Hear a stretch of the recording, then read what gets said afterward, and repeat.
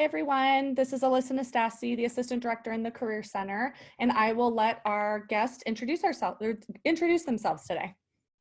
Hi, Alyssa. Thank you. My name is Lance Proctor. I'm a staffing consultant with the Washington State Department of Revenue. Great, and can you tell me a little bit about your organization? Yeah, it's the Department of Revenue. We are the tax administration agency for the state of Washington. So we collect a lot of the business occupation and sales taxes, various other taxes for the state. They feed into the general fund, funds a lot of services throughout the state, including education is one of those things. So. Great. So tell me a little bit about your normal recruiting and hiring schedule. What does that process look like? And you can answer that two different ways, what it's looking like right now and then what it looks like during normal times. Sure. Well, I'll kind of give you a little bit of the process, I guess, step A to Z.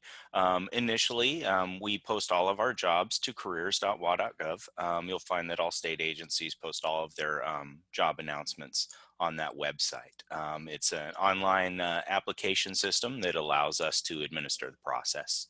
All jobs are posted for at least 1 week. Recruiters will screen applications as we go through as they're open, and we will forward qualified applicants to our hiring managers. Our hiring managers will select interview candidates based on various attributes, including experience and qualifications. We then will conduct interviews, complete reference and background checks, and hopefully we identify a candidate that we offer the position to. Things are a little bit different right now. The initial piece of the process, the application process, there's no real change there. It's an online world we're in anymore, and there's no change. What we are seeing now is obviously we're not having folks come into our offices for interviews. So we're doing trying to conduct some different online options, whether we're using WebEx to do online video interviews. We are using some phone conferencing interviews. But all in all, not too much of a change other than that, just one physical difference. And things are slowing down a little bit, and meaning the process is taking longer. Almost all of our staff are working remotely, so that incurs some delays in communication and things like that, especially while these changes are still pretty recent, and a lot of folks are working from home for the first time ever and making those adjustments. We're noticing things are not behaving at that normal speed of what we normally do business at. Yeah, completely understandable. Yeah. Tell me a little bit about the qualities you're looking for most in your new hires. Well, the Department of Revenue is an interesting agency. We're a tax administration agency, and the easy assumption there is to make connections of taxes.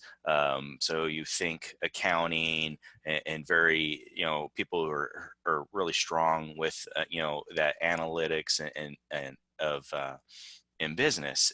But really, this agency is a people first agency, which is, in some ways ironic. And that means that we really put our customers first as well as our employees first.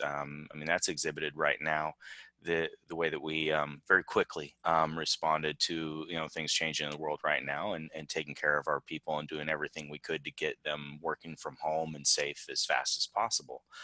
So that being said, that even though the nature of our job and a lot of the positions we have can be very complex, we really we look for folks that do appreciate working hard and have that willingness to apply theirself to a job, to learn, to be creative and resourceful. But we also recognize that those I guess personable characteristics too of folks that are naturally supportive, have good communication skills, and have an ability to explain things, complex details, in a way that most folks can understand. we like to look for problem solvers and people who get things done. Whether they have organizational skills or communication skills or whatever. We try and have a very diverse workforce, and that doesn't necessarily mean just what we come from, where we come from, but who we are. But we also want a diverse mix of experiences and backgrounds, and every additional viewpoint that we can add to the culture of our agency is going to make us better and stronger and able to serve our customers much more completely. Great. See, I mean, we talk to students all the time about that it's not necessarily just your major, just your that area of interest, but a lot of the things students are doing while like with their studies are going to be really attractive to employers because they are bringing those extra experiences that are going to really bring something to the organization.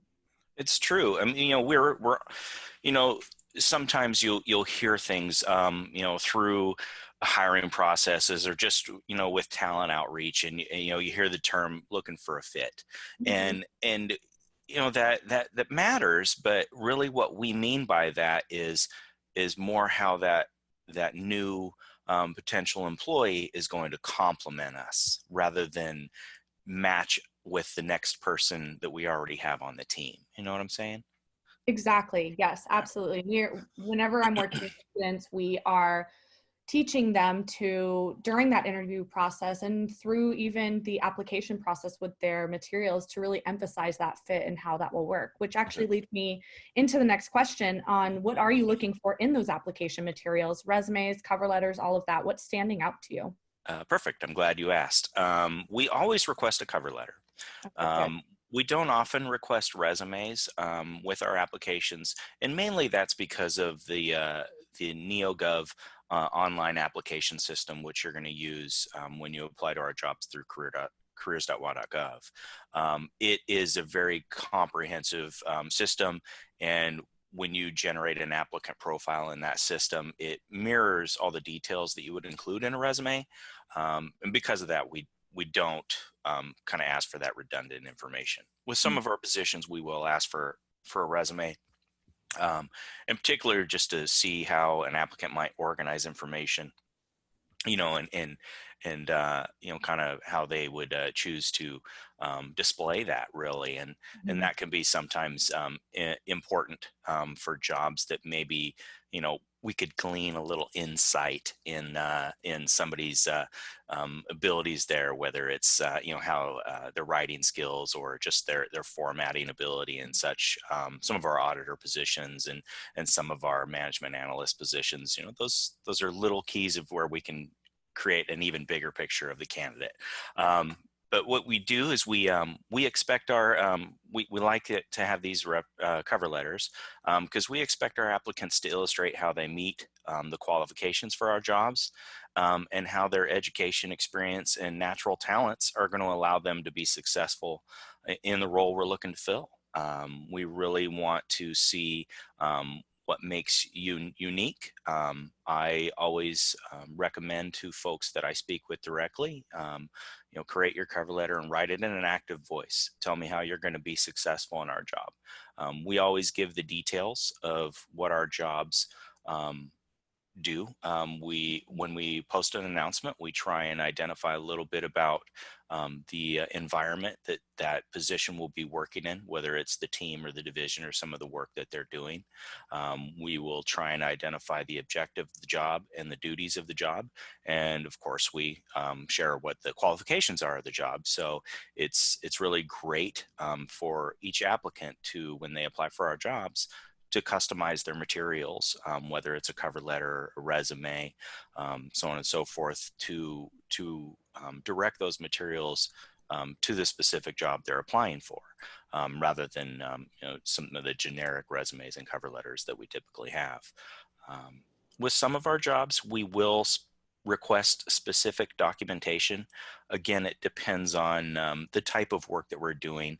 And we do have a couple of jobs that have specific requirements where we might require some additional documentation to verify what those things are. And those we always announce specifically in our how to apply sections of our job announcements, usually the what and the why. Great. So I'm hearing a theme with all of our employers, Hmm.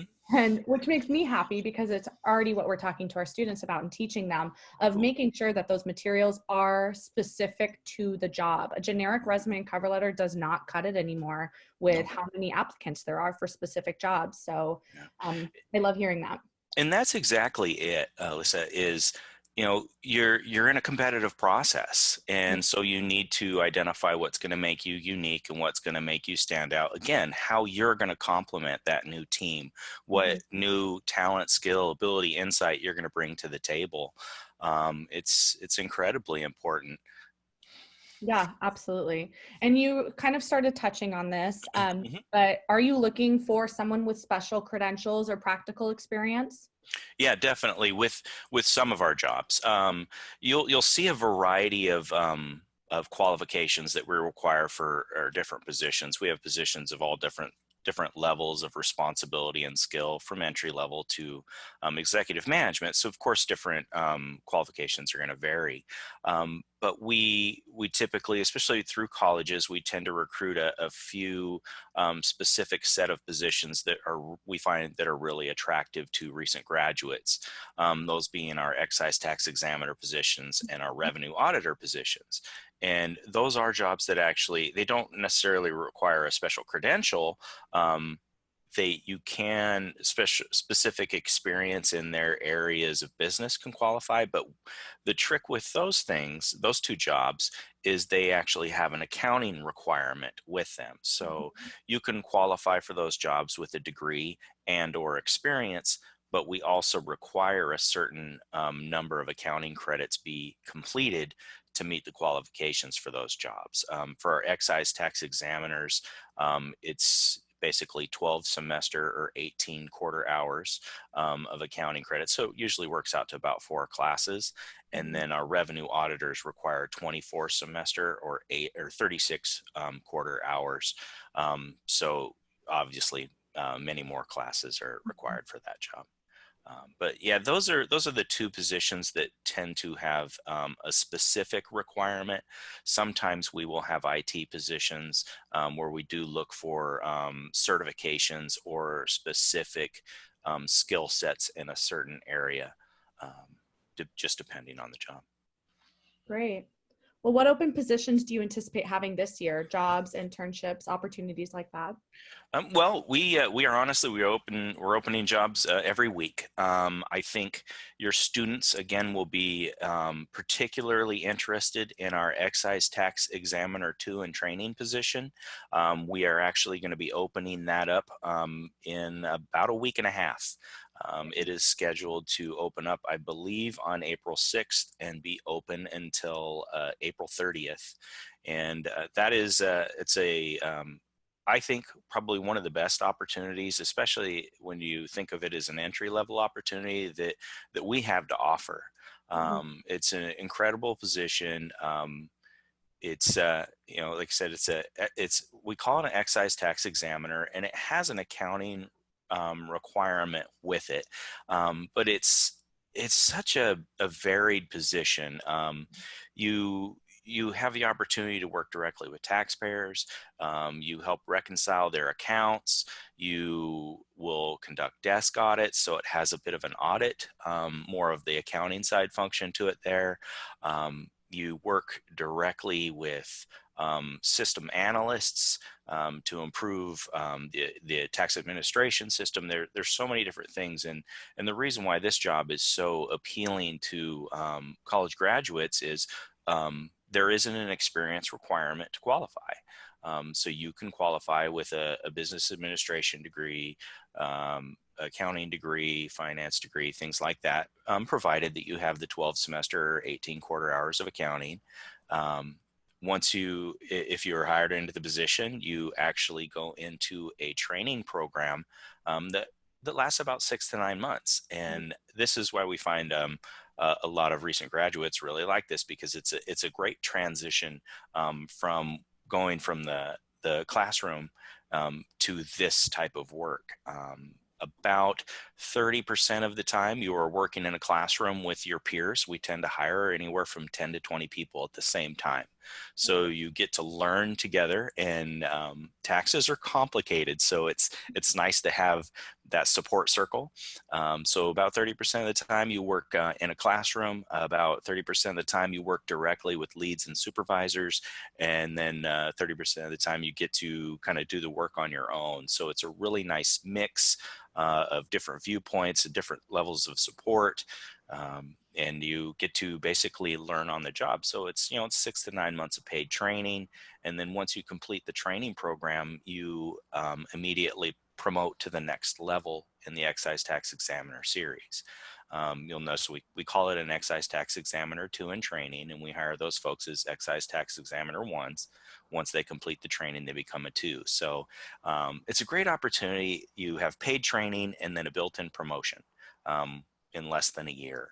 So, I mean, what person, starting out on a new career doesn't find that appealing? Our auditors, we are also going to be recruiting for those in April or May as well. And those positions have a different level of interest to some folks. There's a lot of travel that comes into the position of being an auditor. You're going to travel to businesses and review records and make sure that they're reporting correctly. They a lot of times our auditors will work from a home office. They travel a lot, and they have a similar training program as well, although it doesn't last as long as our excise tax examiners. Every new auditor comes into our headquarter office for the first 3 weeks and deals with some pretty comprehensive training, and then they get assigned to their team units and continue to work and train as they go. So it's still very structured training, just a little bit more condensed. The audit process is very similar to things that students are going to learn in school. So those are the 2 big opportunities. They're going to be coming up very soon that we definitely wanted to make your students aware of. We do see a lot of St. Martin's alumni come and work for the Department of Revenue. Yeah. It's a bit of a pipeline. So, many of your students might know folks that actually work here and can, even get some direct feedback from some of our employees on how they feel about the agency and what they like about working here. But we have various positions that we recruit for regularly. We recruit for what we call revenue agents, which are really our enforcement agents, and they deal with the enforcement of tax administration. They deal sometimes with the collections. They can deal with that back end side of tax administration. And we are often filling what we call tax information specialists and tax service representatives. And those are very customer service heavy positions that will work sometimes out of our call center or work out of our different divisions in kind of support / administration roles. Those can be great entry opportunities as well. But we're always filling all different kinds of things. Like I said, everything from information technology. We have several policy and legal divisions. So, for students with that kind of background, that can be appealing as well. Great. Yeah, and I did want to highlight too that we actually we don't. I get a lot of questions from your students about internships, and we don't often recruit for very many of them. A lot of times our internships occur in a bit of an organic process where usually work is identified by a division or a manager in our agency, and maybe they've made a connection with a student or an organization to where we're able to kind of facilitate that process. However, we do have 2 internship recruitments that should be coming up in May. And one of those will be possibly for multiple interns in our audit division. And that usually, when we do that, we actually will fill internships usually in various locations. And that depends on need. We have 14 field offices throughout the state, everywhere from Bellingham to Yakima to Vancouver. So there are opportunities there. Depending on their location might dictate where your students would be interested or not. And then we also have an internship that I think is a really cool opportunity in our research and fiscal analysis division, and that should be coming up around May as well. And we tend to look for folks with a background or education in statistics Okay. or economics. And really, this is a kind of an interesting opportunity because every year we have tax changes. And, as we're going through the legislative process every spring, we're working with our legislators to try and make estimates of what impacts of different changes are going to, what impacts are going to occur when we make different changes. This position gets to come in and analyze the actual impacts after that legislation has been implemented. So it's really kind of interesting that it gets to dive into the legislative process and see how legislative changes impact state government. You'll get to network with executive leaders in the agency. At times, possibly some legislators. It's a great opportunity to expose yourself to the workings of state government, as well as do some good work and get paid. Yeah, it sounds like exactly the bonus right there as well. No, these sound like great opportunities, and I can Thanks. see a lot of our students being interested in this. Are those summer internships? Are they in the fall? What's the normal timeline for those? Oh, I'm glad you asked. Yes, there are summer internships, and so much so that we actually will the appointment time Mhm. will adjust that depending on the interns schedule with their school. All different Great. institutions release and start again at different dates. So we kind of flex it around that. We really treat both of those opportunities as developmental opportunities for Mhm. students. We hire active students. So, somebody who's graduated is not going to be eligible. Okay. We really want this to be a developmental opportunity. Awesome. That sounds great. Okay, so my last question for you. What advice do you have for our graduating seniors who are about to enter into the job market in May, especially given these strange circumstances we are all in right now? Isn't that the truth? You know, my first piece of advice is um, be patient. Honestly, the changes that everybody's going through are new for us as well, and so we're kind of learning as we go as to what things that we can do to make our process simple and efficient. Um, but again, like I mentioned earlier, there's some learning curves and things that are going to be delays. So first thing is be patient. But for the most part, especially when applying for state government jobs, I mean that initial piece of the process is online. Mhm. Um, so that's not going to be too much of a change. Um, the advice I really like to just give folks is just tell us again, what makes you unique, Mhm. what skills and abilities you're going to have to bring to the table, and how you stand apart. Try and demonstrate for us your work ethic and your attitude, and make sure that those things fit. But I think just really kind of understanding, with these new times that things may not be normal per se, Mhm. but yeah, a little patience, and we're going to get there. Recruiters, we take our jobs really, really seriously. We try to maintain communication and open lines of communication with our applicants.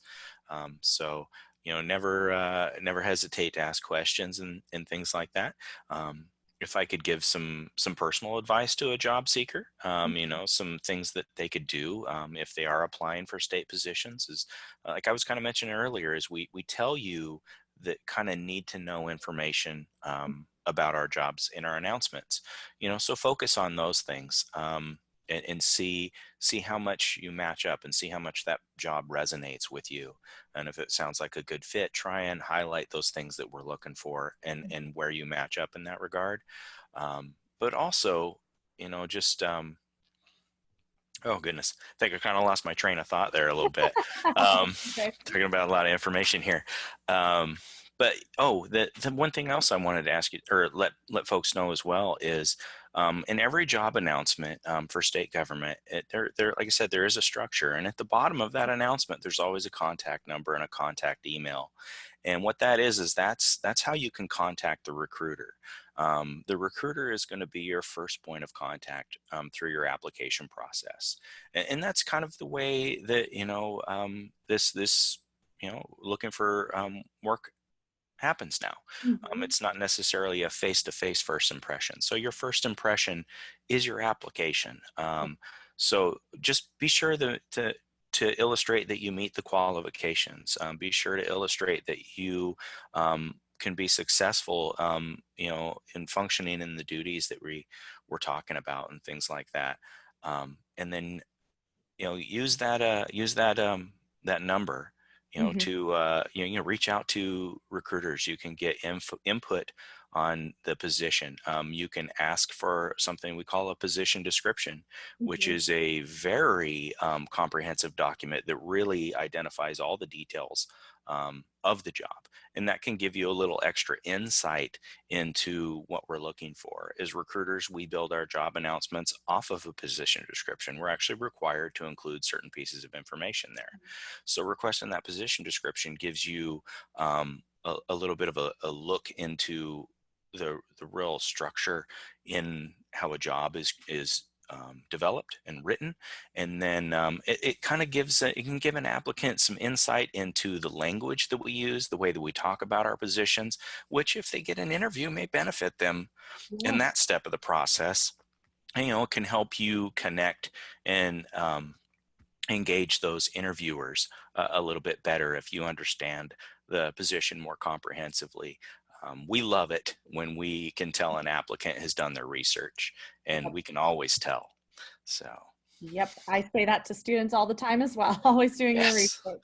one of the first things I look for. Yes, great. Okay, well, those are all the questions I have for you. Thank you so much Cool. for your time this morning. You're welcome. Thank you. Appreciate this.